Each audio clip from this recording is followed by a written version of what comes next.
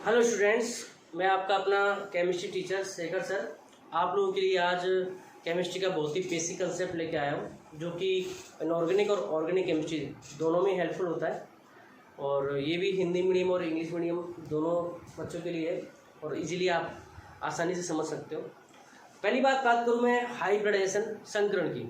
तो देखो, संकरण होता क्या है, संकरण को पढ़ते क्यों है, तो मैं आपको बता दूं।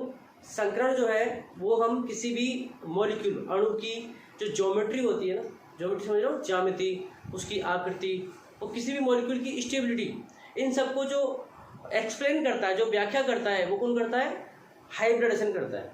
तो अपनी 12th के बच्चों के लिए सबसे बड़ी इंपॉर्टेंट चीज़ है कि पता होना चाहिए कि इस मॉलिक्यूल का हाइब्रिडेशन क्या है, इस अणु का संकरण है क्या, और यही अपने 12th क्लास में काम देता है। तो अभी जो मैं टॉपिक पढ़ा रहा हूँ वो हाइब्रिडेशन 12th बेस पे पढ़ा रहा हूँ। 11th क्लास के बच्चों का इसमें कोई वो नहीं, क्योंकि अपने आप में एक बहुत बड़ा टॉपिक होता है। इसमें कई टॉपिक होते हैं कि कहाँ से ये पैदा होता है और प्रॉपर तरीके से मिक्सिंग होता है। लेकिन अभी अपन यहाँ पर प्रॉपर तरीके से पढ़ेंगे कि करना क्या एक्चुअली में। ठीक है बेटा, तो सबसे पहले अपन डायरेक्ट चलेंगे हाइब्रिडाइजेशन। सबसे पहले पढ़ेंगे इसका मीन्स क्या होता है। तो बेटा मीन्स का मतलब होता है मिक्सिंग ऑफ ऑर्बिटल्स। याद रखना, हाइब्रिडाइजेशन में मतलब क्या होता है? Mixing of orbitals. हाइब्रिडाइजेशन में कभी भी इलेक्ट्रॉन्स पार्टिसिपेट नहीं करते हैं। हाइब्रिडाइजेशन कंसेप्ट सिर्फ ऑर्बिटल्स की मिक्सिंग के लिए एप्लीकेबल होता है। हाइब्रिडाइजेशन में इलेक्ट्रॉन पार्टिसिपेट नहीं करते हैं। अब जब यहाँ पर बात आई मिक्सिंग ऑफ ऑर्बिटल्स, तो आप सब लोग जानते हो अच्छे से ऑर्बिटल्स नाम आते ही आपने मेरी प्रीवियस वीडियो देखी होगी। ऑर्बिटल जो है एक एस का टाइप का होता है, एक पी टाइप के होते हैं, एक डी टाइप के होते हैं और एक एफ टाइप के होते हैं। एस के कितने टाइप होते हैं? 1 टाइप, पी के 3 टाइप, डी के 5 टाइप और एफ के 7 टाइप। 11th क्लास की बेसिक नॉलेज है, आप लोगों को सब पता है। एस का अच्छा 1 प्रकार का, पी 3 प्रकार के होते हैं, डी 5 प्रकार के और एफ 7 प्रकार के। ठीक है बेटा, और अब हम बात करेंगे सबसे पहले इन ऑर्बिटल्स की मिक्सिंग की। तो बेटा ध्यान दो, सबसे पहले मैं एक वर्ड लिखूंगा यहाँ पर, ये आपको पढ़ना है, स्टेरिक नंबर। स्टेरिक नंबर क्या होता है? हिंदी मीडियम वाले इसे स्थिर संख्या बोलते हैं। और ये जो स्थिर संख्या स्टेरिक नंबर होता है वो हमें नंबर ऑफ मिक्सिंग ऑर्बिटल्स बताता है कि कितने ऑर्बिटल्स ने मिक्सिंग किया है। तो डायरेक्ट अपन टॉपिक पे आते हैं। मिक्सिंग के लिए मिनिमम ऑर्बिटल कितने चाहिए? 2। एक सिंगल ऑर्बिटल आपस में अपने आप में कोई मिक्स नहीं हो सकता, तो मिक्सिंग के लिए हमें कितने ऑर्बिटल चाहिए? 2। तो अगर स्टेरिक नंबर 2 है तो एक ऑर्बिटल तो आपका एस ले लोगे, 2 चाहिए हमें, एक तो एस का ले लिया और एक पी का ले लिया। एस प्लस पी मिक्स होके बना रहे हैं हाइब्रिडाइजेशन। अब आगे आप खुद बताओगे, अगर स्टेरिक नंबर में 3 ले लूँ तो मुझे 3 ऑर्बिटल चाहिए। एक तो मैं एस ले सकता हूं और 2 पी ले सकता हूं, एस प्लस 2 पी, हाइब्रिडाइजेशन हो जाएगा sp2। ठीक है बेटा, नेक्स्ट अगर मैं यहां पर स्टेरिक नंबर 4 ले लूं, 4 मतलब मुझे 4 ऑर्बिटल मिक्सिंग के लिए चाहिए, तो एक तो एस हो जाएगा, 3 पी हो जाएंगे। तो सर 4 में आप एक एस ले लो, 3 पी ले लो और यहां पर हाइब्रिडाइजेशन क्या हो जाएगा? sp3। ठीक है बेटा, नेक्स्ट अगर मैं यहाँ पर स्टेरिक नंबर 5 की बात करूं तो 5 का मतलब हो गया यहाँ पर S, एक तो S ले लिया, 3 पी ले लिए, 5 ले रहे हैं, 1 प्लस 3 4, 1 5 और 1 डी का ले लिया मैंने। तो यहाँ पर जो हाइब्रिडाइजेशन है वो कौन सा हो गया? sp3d। अगर मैं 6 की बात करूं तो यहाँ पर एक S ले सकता हूं मैं, मुझे 6 ऑर्बिटल मिक्सिंग के लिए लेने हैं। एक S हो गया, 3 पी हो गया और एक नहीं, अब 2 डी लेने पड़ेंगे, एक एस 3 पी, मतलब एस और पी पूरे खत्म हो गए मिक्सिंग में।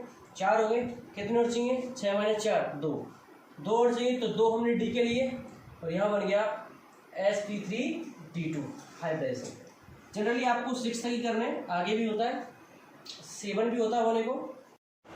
7 में एक एस हो जाएगा, 3 पी हो जाएंगे और 3 किसके हो जाएंगे? डी के। 1 प्लस 3 प्लस हो गया 7।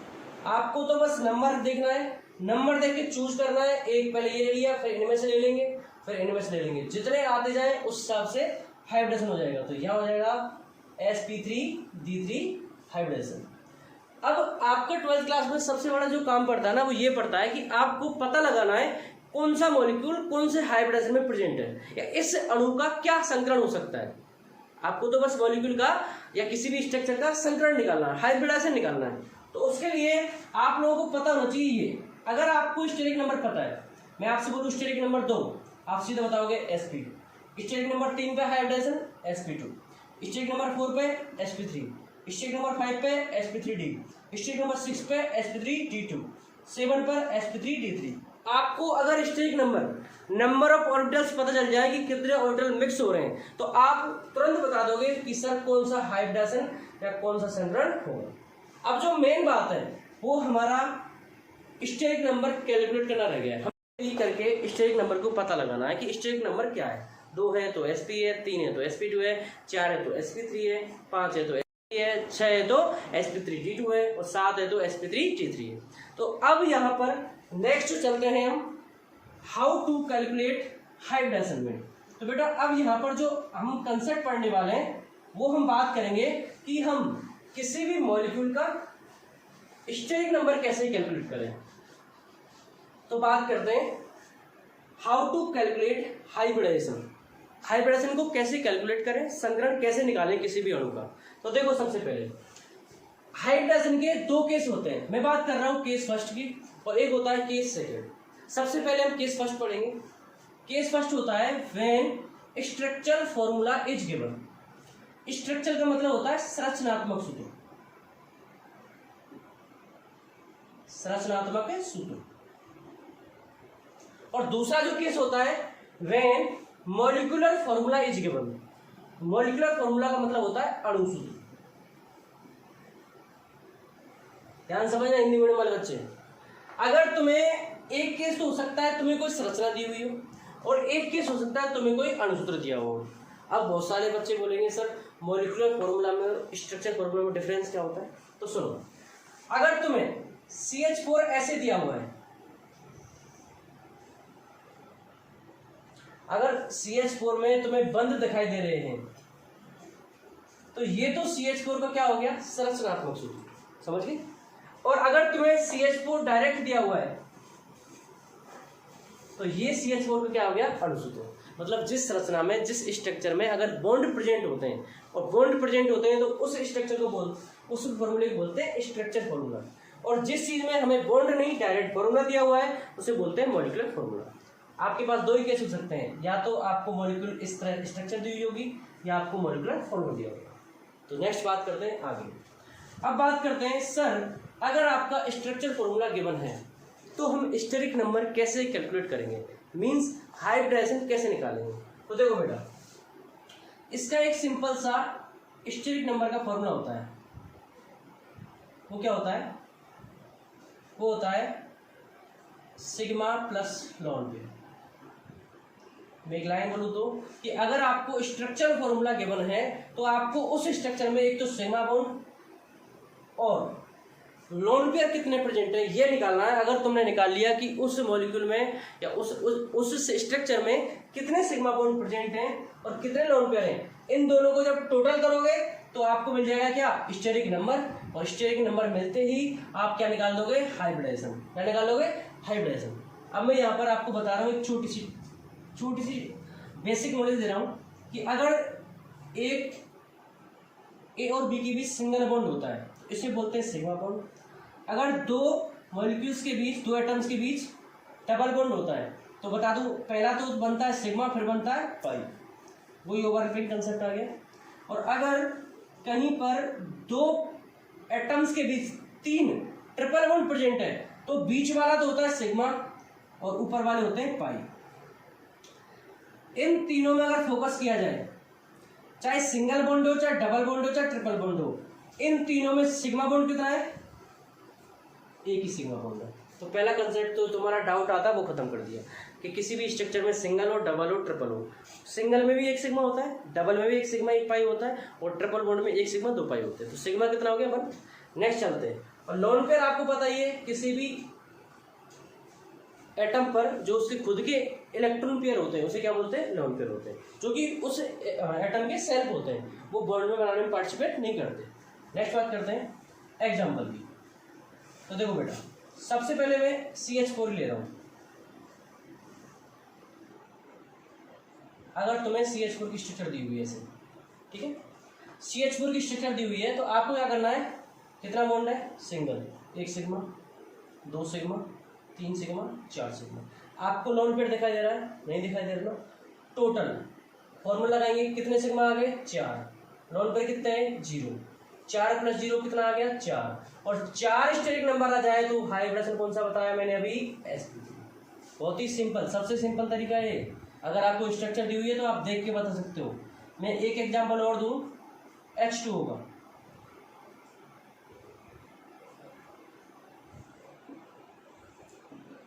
इसमें ऑक्सीजन का तुम्हें हाइब्रिडेशन निकालना है। एक तो ये पॉइंट और याद रखना कि ये जब भी हाइब्रिडेशन निकलता है ना, ये किसका निकलता है, सेंट्रल एटम का निकलता है, केंद्रीय परमाणु का। केंद्रीय परमाणु समझ रहे हो ना, जिससे और सारे परमाणु, सारे एटम जुड़े होते हैं। बीच में जो सेंटर में प्रेजेंट होता है उसे बोलते हैं सेंट्रल एटम, और जो साइड में प्रेजेंट होते हैं उन्हें बोलते हैं साइड एटम। तो हमें किसका निकालना है, ऑक्सीजन का। चलो निकालते हैं। 1 सिग्मा, 2 सिग्मा, 1 लोन पेयर, दूसरा लोन पेयर। तो देखो total sigma bond 2, formula apply करना है, 2 sigma plus total lone pair 2, 2 + 2 कितना हो गया, 4, और 4 पर भी हाइब्रिडेशन कौन सा होता है, sp3। अभी बताया था मैंने। आप किसी भी, ये तो मैंने 2 एग्जाम्पल बताए, आप हजारों स्ट्रक्चर बनाओ, उनमें सिग्मा लोन पेयर काउंट करो, और इजीली ये कंसेप्ट कभी भी फेल नहीं होता। ठीक है बेटा, तो आप जितने भी आपकी एनसीईआरटी में, आरबीसी की बुक में जितने भी एग्जाम्पल हैं, सारी स्ट्रक्चर देख के कर सकते हो। आपको सिग्मा बॉन्ड कैलकुलेट करना है और लोन पेयर करना है। नेक्स्ट चलते हैं अपन केस सेकंड पर। ठीक है बेटा, अब जो केस सेकंड है, अगर आपको मॉलिक्यूलर फॉर्मूला दिया हुआ है, अणुसूत्र दिया हुआ है, तो सबसे पहले तो मैं आप लोगों से एक चीज बोलूंगा कि आप पेन कॉपी लेके बैठे और प्रॉपर तरीके से इसकी कॉपी कराएं। ठीक है, तो पहले आप इसे कॉपी करो, उसके बाद मैं दोबारा इसको कराऊंगा। नेक्स्ट मिलते हैं थोड़ी देर में।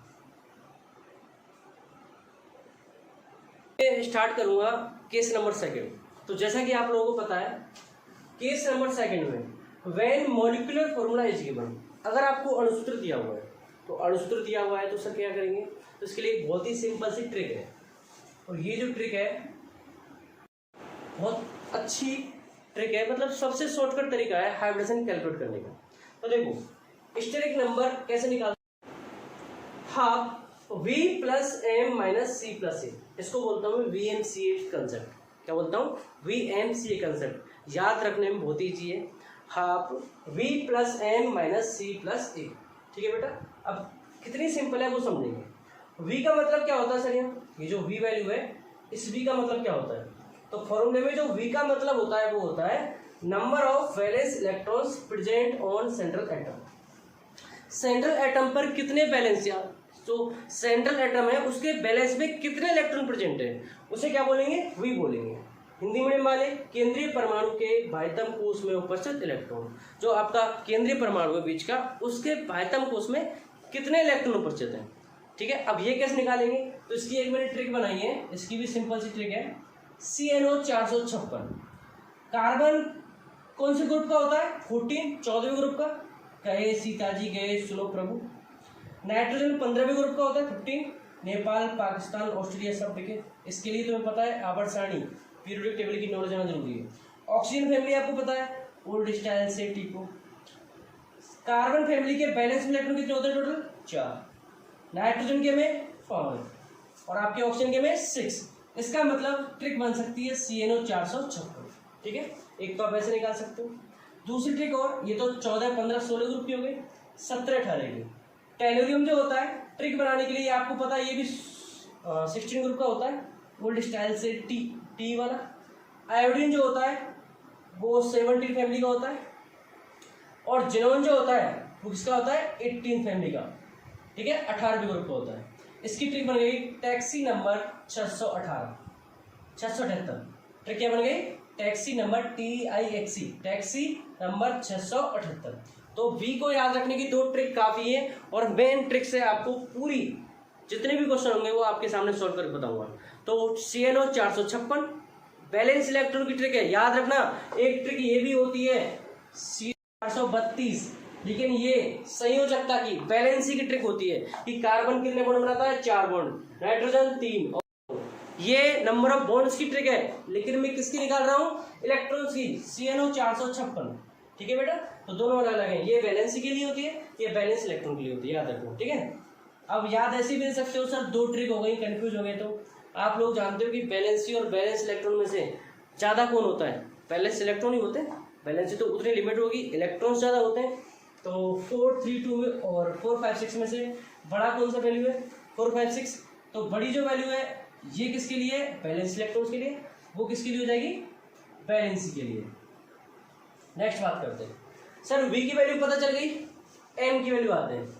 M की वैल्यू होती है number of monovalent atoms attached, कि केंद्रीय परमाणु से, सेंट्रल एटम से कितने आपके बाह्य परमाणु या आपके साइड एटम जुड़े हुए हैं। अब मोनोवैलेंट समझना, मोनो का मतलब मैंने बताया था एक होता है मोनो, डाई 2, ट्राई 3, टेट्रा, पेंटा, आपको पता है। मोनोवैलेंट मतलब जिनकी वैलेंसी कितनी हो, एक हो, एक संयोजी तत्व, हिंदी में वाले याद रखें, एक संयोजी। या मैं कह सकता हूं ऐसे एटम जो सिंगल बॉन्ड बनाते हैं, जो हमेशा सिंगल बॉन्ड से जुड़ते हैं, जैसे आपका हाइड्रोजन हो गया single bond, fluorine single, chlorine single, bromine single, iodine single. अगर इन 5 एटम्स में से कोई आता है तो इसमें M की वैल्यू पुट की जाएगी। अगर 5 में से कोई नहीं आता, जैसे अगर ऑक्सीजन आ गया काउंट नहीं होगा, नाइट्रोजन आ गया काउंट नहीं होगा। ठीक है बेटा, ऑक्सीजन क्योंकि डबल बॉन्ड बनाता है और नाइट्रोजन कितने बॉन्ड बनाता है, 3, तो ये सारे एटम्स काउंट नहीं होंगे। पहली बात तो M जो है वो सेंट्रल एटम के लिए नहीं है, सेंट्रल एटम से कितने आपके साइड एटम जुड़े हैं, और जो V है वो किसके चेक कर रहा है, सेंट्रल एटम का। ठीक है बेटा, नेक्स्ट है C। तो आपको बता दूं यहाँ पे फॉर्मूले में जो C का मतलब है वो होता है कैटायन, कैटायन मतलब होता है धनायन। उस फॉर्मूले पे, उस मॉलिक्यूलर फॉर्मूले पे, उस अणु पे कितना प्लस चार्ज है। अगर प्लस चार्ज है तो प्लस रखेंगे वरना नहीं रखेंगे। A का मतलब क्या हो गया बेटा, एनायन, एनायन मतलब हो गया ऋणायन, कि उस मॉलिक्यूलर फॉर्मूले पे ऋणायन है या आपका धनायन है। पॉजिटिव होगा तो पॉजिटिव रखेंगे और नेगेटिव होगा तो नेगेटिव रखेंगे। तो सिंपल स्टिक सुनो, V की वैल्यू याद करना आसान हो गया, CNO 456, टेक्स्ट नंबर 656। M की वैल्यू आप देख के बता दोगे, कितने हाइड्रोजन जुड़े हैं, कितने फ्लोरीन, कितने क्लोरीन, कितने ब्रोमीन, कितने आयोडीन। अब बची C आपको पता चल जाएगा कि उस फॉर्मूले पे कितना प्लस चार्ज है देखते ही। अगर C होगा तो A नहीं होगा, या तो पॉजिटिव चार्ज होगा या फिर नेगेटिव चार्ज होगा। C के आगे नेगेटिव लिखा हुआ है तो जो पॉजिटिव चार्ज होगा वो क्या हो जाएगा, नेगेटिव, और A के आगे पॉजिटिव लिखा हुआ है तो नेगेटिव चार्ज होगा वो क्या हो जाएगा, पॉजिटिव। तो यहाँ से जितना किसी भी फॉर्मूले पे नेगेटिव हो उतना उसमें फॉर्मूले में पॉजिटिव ऐड कर देना है, और पॉजिटिव है तो नेगेटिव ऐड कर देना है। तो अब चलते हैं यहाँ पर एक सिंपल से एग्जाम्पल की बेस पे। तो देखो बेटा, सबसे पहले अगर मैं एग्जाम्पल लूँ तो CH4 का ले लेता हूँ। ठीक है बेटा, अब बहुत से बच्चों का क्वेश्चन होगा, सर हम कैसे पता लगाएंगे कि CH4 में सेंट्रल एटम कौन है और साइड एटम। तो याद रखना, इसकी एक सिंपल सी ट्रिक बता रहा हूँ, सेंट्रल एटम पहचानने की। ये बहुत ही सिंपल ट्रिक है, और वो ट्रिक है कि जो नंबर में कम होते हैं, लेस नंबर में होते हैं, नंबर में कम होते हैं, कह सकता हूं यहां पर मैं जिस भी ट्रिक सुनो तरीके से सेंट्रल एटम पहचानने की, जो लेस नंबर में होते हैं वो तो होता है आपका क्या, सेंट्रल एटम। ठीक है, CH4 में कार्बन कितने हैं, 1, हाइड्रोजन कितने हैं, 4। तो यहां पर अब सबसे कम नंबर किसका है, कार्बन का, तो कार्बन क्या हो गया आपका, सेंट्रल एटम। जनरल केस में ये होता है। दूसरा भी होता है कि अगर नंबर इक्वल हो जाए तो जिसकी इलेक्ट्रोनेगेटिविटी कम होती है वो सेंट्रल एटम होता है। दोनों केस हो जाएंगे, दोनों सॉल्व हो जाएंगे। तो अगर नंबर बराबर है दोनों एटम्स के तो वहां पर इलेक्ट्रोनेगेटिविटी, विद्युत ऋणता जिसकी कम होगी उसको सेंट्रल एटम मानेंगे, केंद्रीय परमाणु मानेंगे। अगर वहां पर नंबर ऑफ में डिफरेंस आ रहा है तो जिसका नंबर कम होगा, कार्बन 1 है, हाइड्रोजन 4 है, तो सेंट्रल एटम, केंद्रीय परमाणु कौन है, कार्बन। स्टार्ट करते हैं, स्टेरिक नंबर। सबसे पहले फॉर्मूले में क्या है, 1/2। V की वैल्यू कार्बन के लिए क्या है, CNO 456, 4। अब वैल्यू पुट करेंगे इसकी M की। M का मतलब कितने हाइड्रोजन या हेलोजन जुड़े हुए, कितने हाइड्रोजन जुड़े हुए से, 4। क्या इस CH4 पे तुम्हें कोई प्लस चार्ज दिखाई दे रहा है, नहीं है। क्या कोई माइनस चार्ज है? नहीं है। तो फॉर्मूला कहाँ पे खत्म हो जाएगा? V plus N. ठीक है, तो 1/2 4 + 4 8/4। आंसर कितना आ रहा है? 4। और 4 में बेटा मैंने अभी क्या बताया? sp3। ठीक है, स्टेरिक नंबर पहले बता चुका हूँ मैं। ठीक है, अब यहाँ पर जो सबसे बड़ी चीज़ है नेक्स्ट, ये ट्रिक अच्छे से कॉपी कर लेना और हम सारे एग्जाम्पल चले तो आगे चलेंगे। ठीक है बेटा, अब मैं आपको इसके 3-4 एग्जाम्पल और करा रहा हूँ, फिर मैं आपको होमवर्क दूंगा। नेक्स्ट इसका एग्जाम्पल है H2। नेक्स्ट कराया था अभी केस में। H2 में हाइड्रोजन कितने? 2। ऑक्सीजन कितना? 1 ऑक्सीजन है। तो सेंट्रल एटम कौन होगा? ऑक्सीजन। स्टेट नंबर का फॉर्मूला लगाएंगे। सबसे पहले हाफ। ऑक्सीजन के लिए V की वैल्यू क्या थी? CnO 456। याद रखो, ऑक्सीजन के लिए 6। कितने हाइड्रोजन अटैच है? 2। क्या कोई प्लस माइनस दिख रहा है? नहीं दिख रहा, तो फॉर्मूला भी प्लस एन पे खत्म हो जाएगा। तो इसकी वैल्यू कितनी आएगी? State number 1/2 × 8 4। जब स्टेट नंबर 4 आ गया तो आंसर कितना आएगा? sp3 hybrid. ठीक है बेटा, अब हम नेक्स्ट बात करेंगे। आप ऐसे ही NH3 का भी निकाल सकते हो। सर कोई चार्ज का एग्जांपल देके बताओ, तो सुनो। अगर एग्जांपल आ जाए Cl F2+, इसका हाइब्रिडेशन निकालो। Cl कितने? 1। फ्लोरीन कितने? 2। तो ध्यान रखो, यहाँ पर सेंट्रल एटम कौन होगा? क्लोरीन। क्लोरीन होगा तो स्टेरिक नंबर का फॉर्मूला लगाएंगे। स्टेरिक नंबर, क्लोरीन के बैलेंस इलेक्ट्रॉन, सबसे पहले फॉर्मूला 1/2। अब याद रखो, ट्रिक याद रखो, टैक्सी TIXC। आयोडीन कौन सी फैमिली में आता है? फेरिकल 12Nt, हाइड्रोजन फैमिली में आता है। तो आयोडीन के बैलेंस में 7 इलेक्ट्रॉन है, तो उसी फैमिली कौन आता है? क्लोरीन। तो इसके क्या बैलेंस इलेक्ट्रॉन है? 7 प्लस।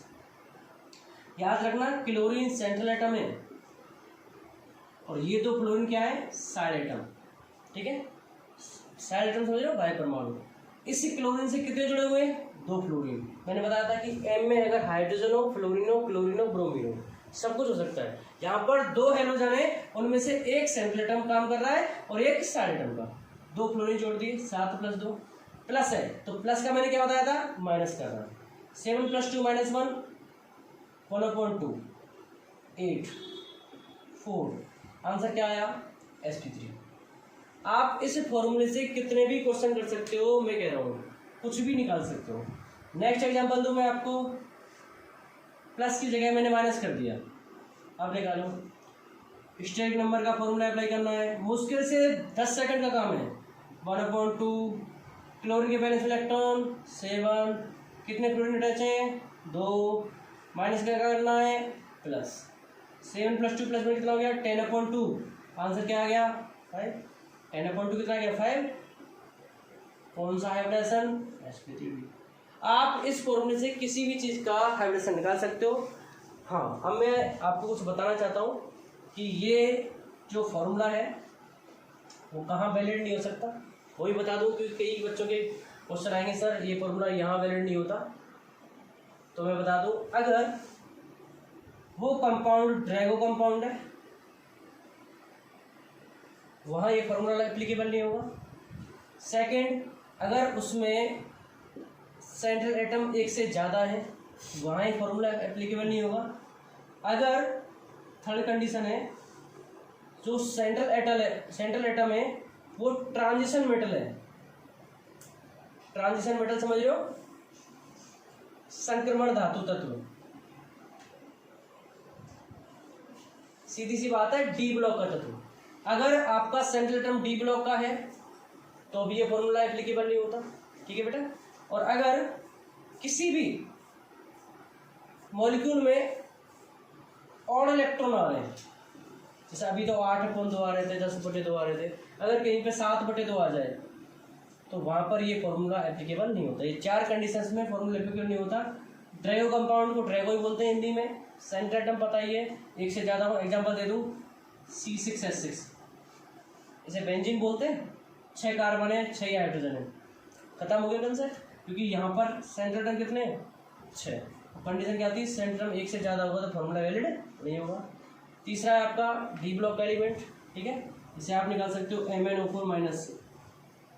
हर किसी चीज़ का मैं एक्सेप्शन बता रहा हूँ, एक्सेप्शन बोले तो लिमिट है ये कि ये फॉर्मूला कहाँ तक वैलिड हो सकता है। MnO4 में Mn कौन सी ब्लॉक की धातु है, डी ब्लॉक की, लागू नहीं होगा, ठीक है बेटा। तो ये कुछ मैंने बेसिक कंसेप्ट बताए। अब मैं आप लोगों को बता दूं केमिस्ट्री में हर चीज़ की लिमिट होती है, कोई भी फॉर्मूला 100% एप्लीकेबल सभी चीज़ों पर नहीं हो सकता और कोई भी फॉर्मूला 100% गलत नहीं हो सकता, ठीक है। हर चीज़ 100% सही नहीं हो सकती केमिस्ट्री में और ना ही गलत हो सकती है। तो इस फॉर्मूले से 95% केस इजीली सॉल्व हो जाते हैं और जो 5% केस होते हैं वो सॉल्व नहीं होते, ठीक है बेटा। ये जो केस है ये आपकी 12th सिलेबस में है ही नहीं, मैंने बता दिया है। कुछ बच्चे अलग से IIT या नीट की प्रिपरेशन कर रहे हो तो इन वाले केस में ये फॉर्मूला एप्लीकेबल नहीं होगा। बाकी 11th 12th में जितने भी एग्जाम्पल हैं सब में एप्लीकेबल होता है। अब मैं आपको कुछ एग्जाम्पल्स दे रहा हूँ जो कि आपको घर से सॉल्व करना है। ये सारे एग्जाम्पल्स वीडियो पॉज सारे जितने भी लिखा है वीडियो पॉज करके लिख लेना। अब मैं आपको कुछ होमवर्क दे रहा हूँ एग्जाम्पल के तौर पे जो आपको घर से करना है। PCl 5 का निकालना है, PCl 3 का निकालना है, SX6 का निकालना है, CF4 का निकालना है, CCl4 का निकालना है,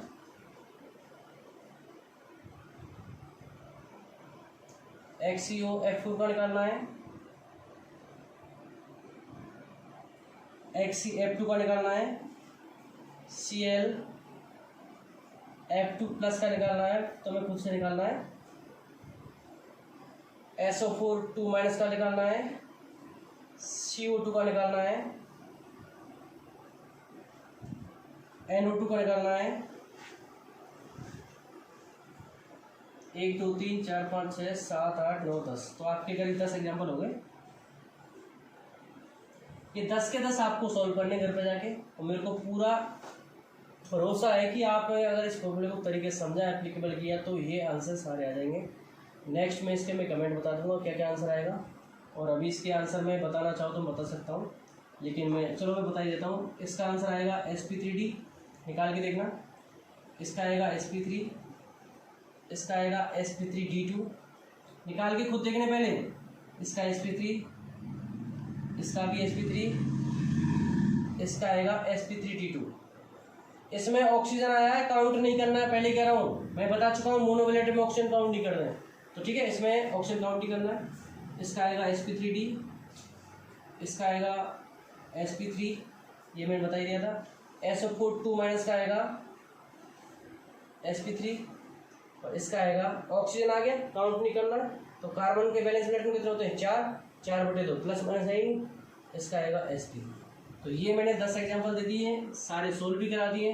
पहले खुद से सोल्व करने हैं फिर आपको करने हैं। और गाइस ये वीडियो ज़्यादा से ज़्यादा शेयर करें और जितने भी अपने फ्रेंड्स हैं उनके साथ प्रॉपर तरीके से ये कंसेप्ट खत्म हो जाएगा। नेक्स्ट क्लास में हम कुछ और डिस्कस करेंगे। Thank you guys.